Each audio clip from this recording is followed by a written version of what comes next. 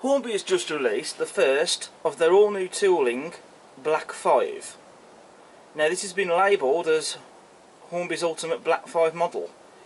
However, is it? Well, stick around and you're about to find out.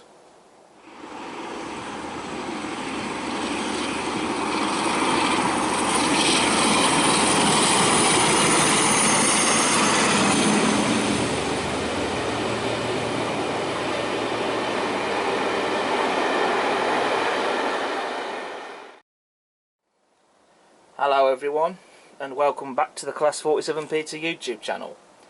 And in today's video I'm going to be taking a look at a new release from Hornby, and I'm very excited about this one because it's the all new Retooled Stanier Class 5, better known to you and I as the Black 5. This is the first of these to be released, and this model you're looking at in front of you has not long been released. And I've just bought this model, literally just bought it, from Oaks's in Langley. I've literally just got it down on the layout and we're going to be having a look at it. And I'm very much looking forward to taking a closer look at this model, getting it under inspection and giving my thoughts on it and what I think of the model. Now Hornby have produced the Black 5 before. The older tooling that they released previously I did have, but I sold that one off to make way for the new tooling, which Hornby announced in their 2022 range. And the first of these, as I say, has just been released, with the others expected to follow soon. So how does the new Black 5 model from Hornby stack up?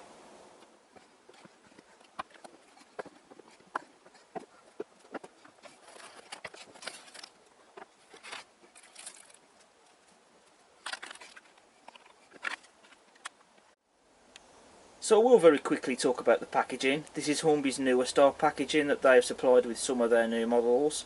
Not all of them, but some of them. And I do really like this packaging actually. It is great to see that Hornby has listened to feedback on the packaging. And this packaging, it does a great job of really protecting these models well. So now we can talk about the model itself. So what's the quality like? Well, while I was in Oaks's, I did have a look at the model to see if all was well, and I can't find any major quality control issues. All the detail parts in the accessory bag are present, none of the detail parts on the model are missing or badly broken, no nasty blemishes or glue marks or anything that would make me want to return the model. The model is in a tip-top high quality condition that we expect them to be in when they leave the factory. Unless there's something that I've missed out. I mean, I do sometimes miss things out. By accident, I'm not perfect, I will admit to that, but yeah, I mean, I'm looking at the model right now and I think it looks absolutely stunning. I can't see anything out of place that would make me want to return it. And it just shows as well, I think, that not everything from China is bad quality. They do produce some cracking things. It has to be said. So not every model railway item you buy has quality control issues.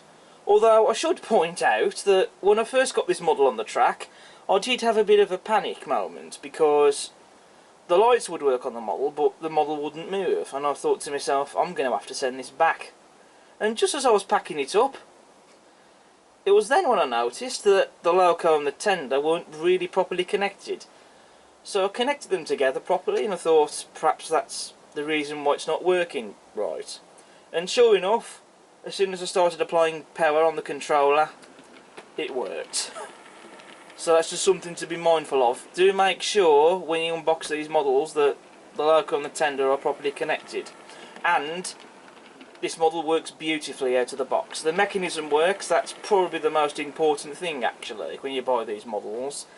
Especially for the price you're paying for them now, you want them to actually work. And it does, and it works beautifully as well. It will need running in, like every new model does, but you know, it runs and that's the main thing.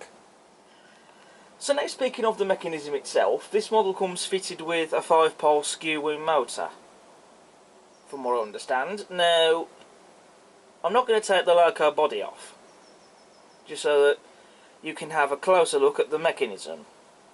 That's not something I'm going to do, because I think you guys, chances are probably already going to know what the mechanism is like anyway, and you've probably seen these mechanisms before.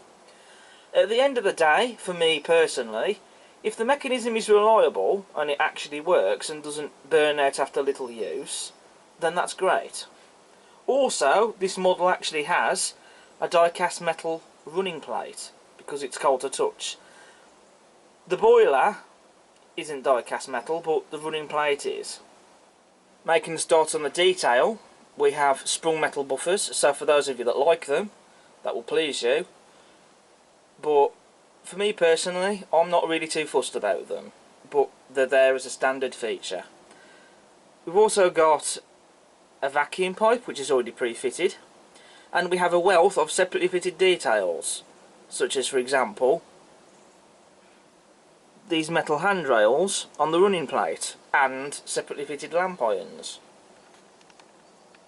At no point does this model look like it's lacking detail. All the detail that you would see present on the locomotives in real life are here on the model. I can't see anything that's been missed off.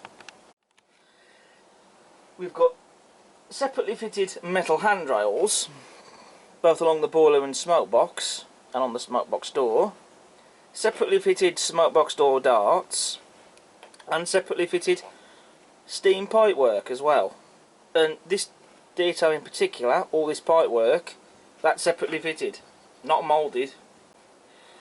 Even right down to all the rivet detail on the running plate and the detail on the cylinders, on the cylinder heads in particularly. I love that these are painted in that silver colour. And then you get these details here on the front, which I believe they're lubricators of some sort. And the detail on this model, the attention to detail, is just fantastic. You have a metal reversing lever, not forgetting sand gear, which is very fine on this model, and also sand boxes just here, as well as steam piping. And this is all again separately fitted, and it's been painted, and it looks fantastic. And all the detail parts seem to be correctly fitted. There's nothing that looks like it hasn't been fitted correctly, or poorly fitted for that matter. Even right down to the glazing, there's no misting around the glazing or anything. It's all done to a superb finish, and again that's what we want to see with these models. And also just look at the safety valves and whistle. The safety valves, they look to be made out of turned brass. The whistle doesn't. That looks like it's a piece of plastic and painted, but it still looks nice regardless, and it's been painted very nice. And so I think, to be honest, from a certain feet away, could probably mistake it for being a turned metal part.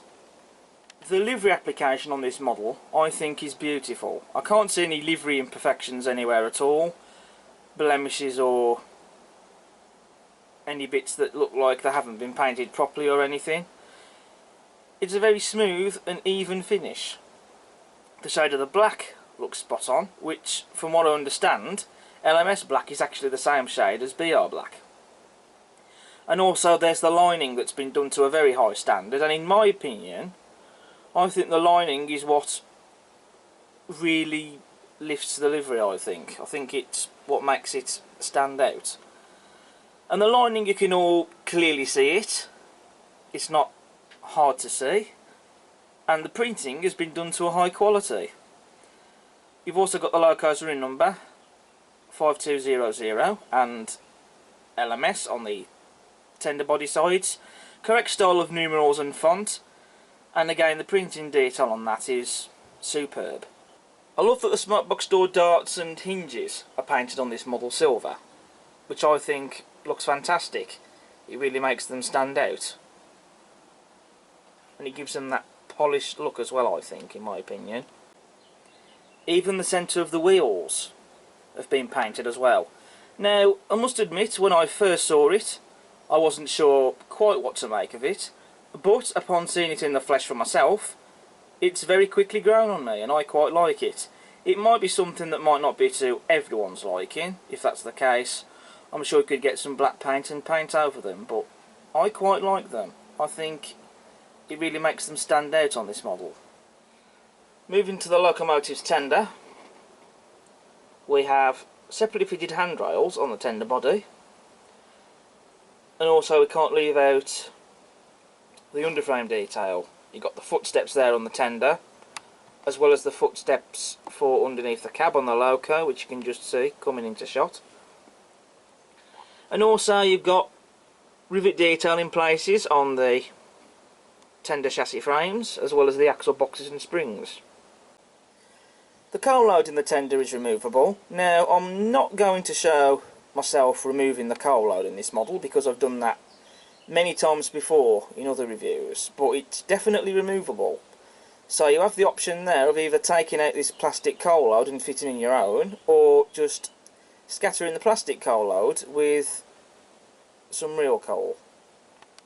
Then moving to the rear of the tender, again we have separately fitted lamp irons. We also have a tail lamp there, which I will be coming back to that in a moment or so. You've also got steps on the rear tender so the crew can climb up to get to the water filler cap. And you've also got metal sprung buffers as per on the loco, and as standard slim tension lock couplings. You've also got these lubricators as well on the running board. And again, the attention to those is stunning, especially with the pipework detail, which is separately fitted, and that detail has also been painted. So now that brings me to my next topic for this model. Does this look like a Black 5? I would say yes. Now, I have seen a comment already saying that the wheels on the front bogie are incorrect, and I've also seen some discussion about the recess under the smoke box and the valance under the tender body. And I guess I can see where they're coming from, but for me personally, do I think that they detract from the model? No. In my opinion, I can overlook any inaccuracies, to be honest. I still think that this, regardless of any inaccuracies that this model may have, it still to me otherwise looks like a Black 5. So now I'd like to talk about the features that this model has. And it is great to see, I think, that the manufacturers are innovating and they're coming up with new ideas to further enhance the models and give us more bang for our buck. First of all, I'd like to talk about the coupling assembly, which this is the same style coupling that we've seen on the new P2s that came out last year.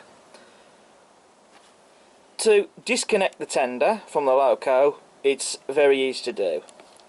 You just pull the loco on the tender and the tender is disconnected from the loco. And what's also good about this is that if you wish to fit the crew to the locomotive that are supplied in the accessory bag, this makes doing that a lot more easier than having to remove a plug from a socket that we've seen on previous Hornby models. And then coupling the loco on the tender again is also easy to do. And I do think that the connection as well is actually pretty good. I think it's actually pretty close, which I think, in my opinion, really makes it pleasing to the eye. Next I'd like to talk about the flickering firebox. Now, this is a feature that some people will like it and some people might not. I think it's going to be one of these features that might divide opinion for whatever reason, but personally I quite like the flickering firebox feature. I know obviously the flickering firebox will only ever see a firebox glow when the firehole door's open, when the fireman is shoveling coal. So you will have to use a bit of imagination for that, but I think it's really nice to have on the model, especially when you can catch a glimpse of the flickering firebox in the cab when the model is running around the layout. I just think it looks fantastic. Now we need to talk about the lamps fitted to this model. These are working headlamps, as per that with the turbo motive that came out last year. Now, unlike the turbo motive, these are not lamps that work depending on the direction. With this model, the lamps only work when the loco is going forwards, which is accurate really for these lamps. And also what I do like is that they have a red glow, just like how they would in real life, because these were paraffin oil burning lamps. I mean, you could argue that maybe the lights on them are a bit too bright, because in the daytime they're barely visible, and they're not really too visible at night either. They're not exactly bright like car headlights, but make of that what you will. However, what I will agree with is that I have seen some comments about the lamps looking oversized, and I have to agree with that. I do think that the lamps, they are a little bit big, especially when you compare it to other lamps that you can buy on the market. However, you will be glad to hear that the lamps are not permanently fixed in place. These lamps are removable. You also get spare lamps in the accessory bag, so that allows you to change the lamp codes. At the moment, the head code fitted onto this locomotive is a Class H, which is for through freight or ballast train. Now, you also get lamp irons as well, so that you can take the lamps out and fit in lamp irons. So you have the choice that way of either keeping the working lights on the model and changing the head codes, or taking the lamps off completely. And to be honest, I am going to remove the headlamps on this model and fit the lamp irons that are fitted in the accessory bag. It's your choice at the end of the day. It's entirely up to you whether you wish to keep the working lights or not, but I've decided I'm going to take them out. And to do that, it's pretty easy to do. It's not too difficult. Now, I do apologise for my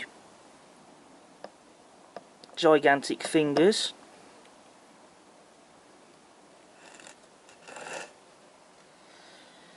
So, there's one of the lamps that I've taken off. You do need to be careful of the smoke box door though, because at one point I actually nearly pulled the smoke box door out.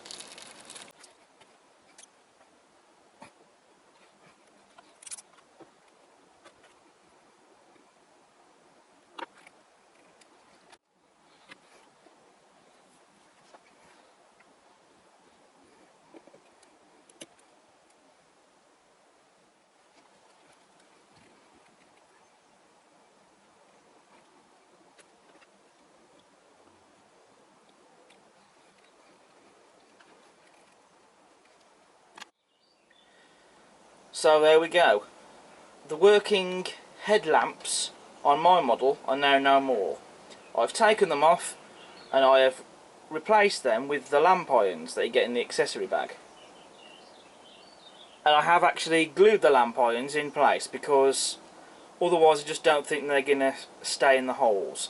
And the glue I used is just some Deluxe Materials glue and glaze. It still does the job of gluing them in place, but if you can notice any of the glue, it will dry clear, so you won't notice it. I mean, again, this is entirely up to you whether you choose to take off the working lamps and then fit the lamp irons on. For me personally, I just prefer to have this loco without the lamps, and just buy some lamps from elsewhere and just have them black tacked on the lamp irons and just take them off and change them into any lamp code position I like. It's what I already do with some of my other models anyway. So personally, if you take away the working headlamps on this model and refit the lamp irons, I don't think it really takes anything away from the model, and it doesn't take away any features from it or anything. It was just a personal preference of mine. And again, I still think that the lamps applied, they are a bit too big, to be honest. But again, it's entirely up to you. But I do like that Hornby have made the lamps so that they can be removed, and you can fit lamp irons in place should you so wish to do that. That's not something you could do with the turbo motive. I didn't mind it, however, with the turbo motive because it was an express passenger locomotive. It wouldn't have hauled anything else, to my knowledge. But with a Black 5, it's a mixed traffic locomotive. They didn't just haul one type of train. They would have hauled passenger trains, express passenger trains, local stopping trains, and a variety of different freight workings.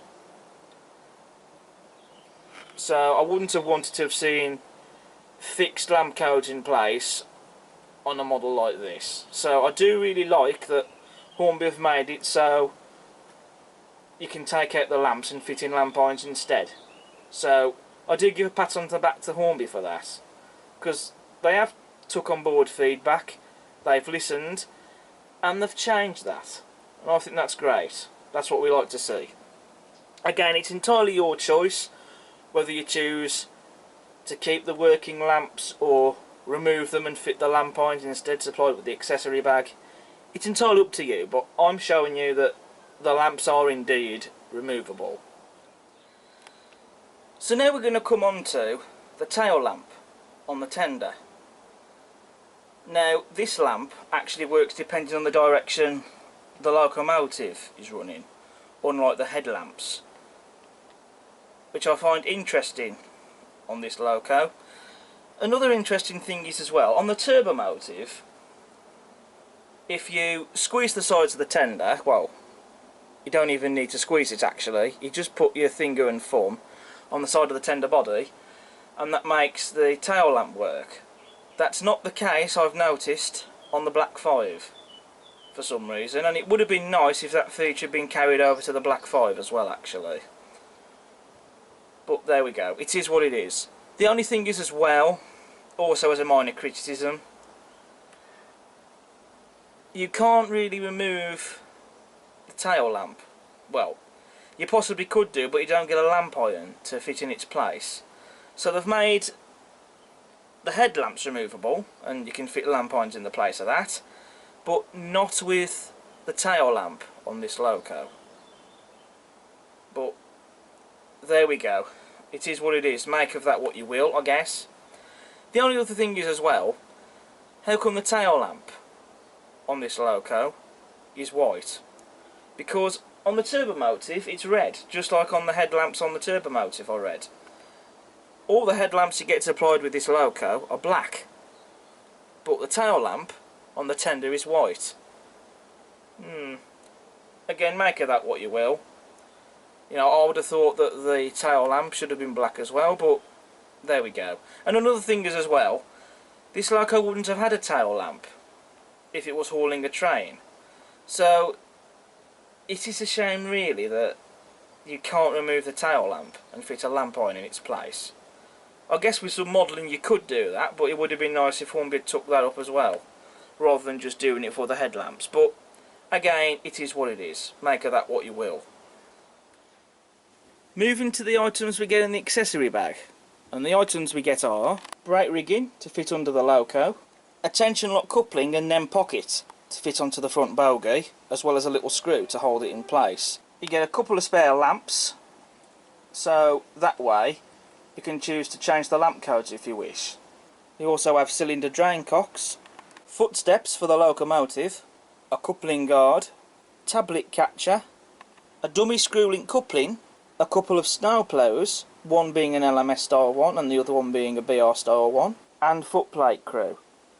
Now, the crew supplied with the loco, they might not necessarily be anywhere near the detail of those such as Model U, Hardy's Hobbies, etc. But I still think that the locomotive crew that Hornby supply with their locomotives are pretty decent and very exceptional. They're not. A quick look at the interior detail inside the cab. On the back head we have the regulator, the dials, the gauges, the pipework, etc. It's all there and it's all picked out and painted, and it looks very realistic looking. And I do really like as well that the inside of the cab has been painted cream. So that's Hornby's all new Stanier Black 5. I've pretty much covered most, if not all, the bits that I wanted to talk about with this model. I've covered most of the detail parts, and I've also talked about the features it has and its mechanism. So that's now going to leave me to just give you a running session. And because this is a mixed traffic locomotive, I thought, why not get this pulling two trains? Some shots of it hauling a passenger train, and in other shots I could show it hauling a freight train of some description. I think that would be quite a nice way to end the video. And then after that, I'll then give my final conclusion on what I think of the model. But before that, I'm going to get the tension lock coupling refitted with a magnetic one.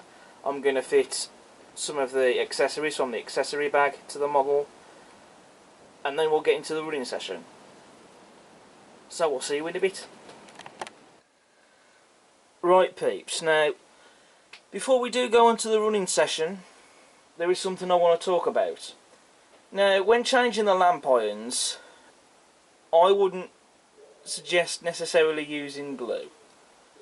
The reason for this is because, as I found out, using glue and glaze from Deluxe Materials, when I was running this model, there was some light bleed showing through around the lamp irons. So what I've done instead is I've taken the lamp irons out and I've black tacked the lamp irons in place, and that's cured the light bleed. I'm not entirely sure why that's happening, but you know, that seems to be one of those things basically. Can't quite explain that, why that's the case, but that is just something to watch out for, really. If you are going to remove the lamps and fit the lamp irons, I wouldn't necessarily use glue. Certainly not the glue that I've used. I mean, if there's any other glue that you can use perhaps and stop the light bleed, then that's fine, but I've used black tack and that stopped the problem of the light bleed.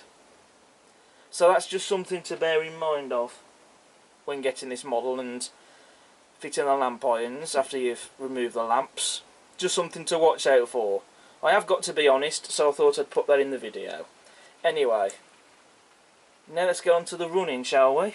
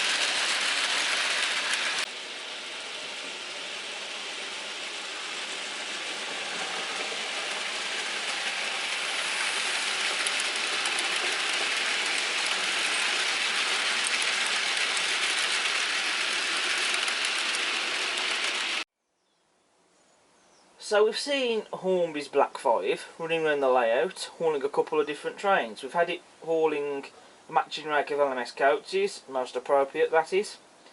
And then we've had it hauling a mixed freight. That was just a bit of fun. So now that we've got the running session out of the way, that now leaves me to voice my conclusion on the model. So what are my thoughts on the model? Firstly, is this Hornby's Ultimate Black 5? I think it's a contender, a worthy contender. I definitely think it's up there. In my opinion, I think Hornby's new Black 5 is a fantastic model. There are a couple of little criticisms though. Yes, the headlamps, they are a bit oversized, but they can be removed anyway, so not really that much of a biggie, I guess. And it is a pity that the tender tail lamp isn't removable like the headlamps on the Loco are. I guess it's maybe a bit of a shame it doesn't have the feature like that on the Turbo Motive with the tail lamp. And then there is that small amount of light bleed around the lamp irons which I had to sort out using black tack. But those are small things. Take those to one side. I really do not think that they detract or take away from this being a great model. I don't have an issue with it. The mechanism's not giving me any grief. I've not had any issues with it running. I don't have any issues with the build quality either, or the way it looks. So that's just it. Those are my personal views. I'm sure some people may or may not disagree with me. Fair enough. But these are my views based on my experience and what I've seen, to be honest. And I do think it's a great model. So what more can I say? Do I recommend one of these? Absolutely. If you want a Black 5, I definitely think that this is something very much worth considering. I definitely recommend it. I'm glad I got one, and I'm going to enjoy having this one for many years to come, I'm sure. And this does show that Hornby can and still do produce great models. And it also just shows the standards that can be set with China as well. I personally can't really fault this model aside from a few minor little criticisms, but to be honest, they are minor. They're nothing that would make me give this model a thumbs down, to be honest. Because if I did, I just don't think that that would be fair, if I'm being honest. I can only review these models based on my personal opinions and my experiences, really. It wouldn't be fair if I did these reviews based on someone else's thoughts or experiences, to be honest. I do have to base them on my own, so it is more fair. So in my personal opinion, Hornby's new Black 5 is a great model. I think it's a beaut. It certainly looks gorgeous and really looks the part, I can tell you. Even just sat here on the layout right now, it's just eye candy. So, big thumbs up to Hornby for this. And now I'd very much like to see them have a go at doing the 8F. If they can produce a new Black 5 that's this good, I definitely back an 8F from Hornby. Fingers crossed for that. So that brings me on to the end of my review of Hornby's Black 5. Thank you all so much for watching my review, and I hope you've enjoyed it. As ever, if you like what you see, please do feel free to subscribe to the channel. It doesn't cost you anything. Don't forget to hit the like button. Feel free to post a comment, maybe give your thoughts on what you think of this model. And then I'll see you again soon for the next video. But until next time, I shall see you again soon. Bye for now.